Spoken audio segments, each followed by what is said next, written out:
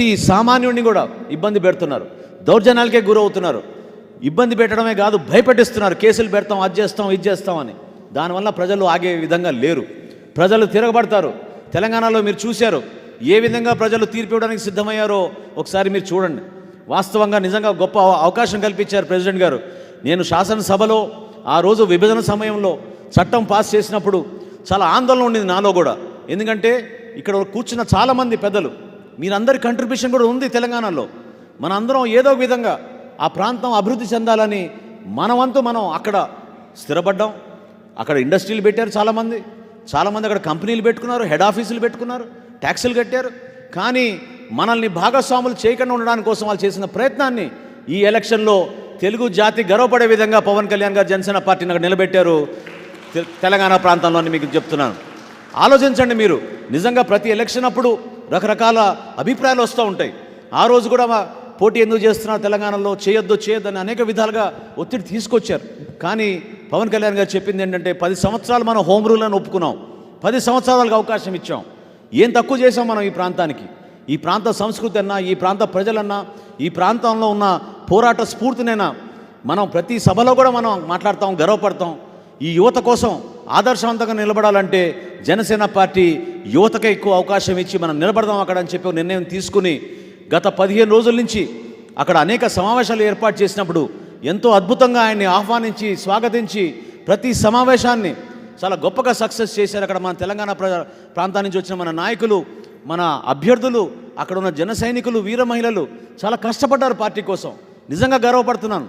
దూర ప్రాంతాల్లో మేము ఖమ్మం వెళ్ళాం, కొత్తగూడెం వెళ్ళాం, వరంగల్ జిల్లాలో పర్యటించాం, దుబ్బాకలో పర్యటించాం, చివరికి రంగారెడ్డి జిల్లాలో తాండూరులో కూడా పర్యటించాం. ఊహించని విధంగా జనం వచ్చారు. కుక్కట్పల్లి విషయం గురించి మీరు అందరూ కూడా ప్రతి నిమిషం చూస్తున్నారు కాబట్టి మీకు బాగా తెలిసే విధంగా మనం పోటీ చేసి అద్భుతంగా మనం ముందున్నాం. ఆ విధంగా మనం కష్టపడదాం. పార్టీలో ఎప్పుడు కూడా మీరు గుర్తుపెట్టుకోండి, మనం నిజాయితీగా చిత్తశుద్ధితోటి మనం నిలబడితే బలం అంటే కేవలం సంఖ్యాబలం కాదు. బలం అంటే మనకు వ్యూహం ఉండాలి, బలం అంటే మనకు అద్భుతమైన నాయకత్వం ఉండాలి, బలం అంటే మన అందరిలో కూడా మన వ్యవస్థని మనం పటిష్టం చేసే విధంగా మన కంట్రిబ్యూషన్ ఉండాలి. మన కంట్రిబ్యూషన్ లేకుండా మీరందరూ కూడా ఏదో వ్యూహం గురించో లేకపోతే భవిష్యత్తు గురించో మీరు ఆలోచిస్తే అది సరిపోదు. నిలబడదాం. మీరు లాయల్గా ఉండండి. మన పార్టీ అధ్యక్షులు తీసుకునే నిర్ణయాన్ని మీరందరూ కూడా మనస్ఫూర్తిగా ఆహ్వానించాలి, దాన్ని కట్టుబడి ఉండాలి. అంతేగాని మీరు శంకించే విధంగా, ప్రశ్నించే విధంగా ఉంటే మాత్రం మన వ్యూహాల్లో మనం దెబ్బతింటాం.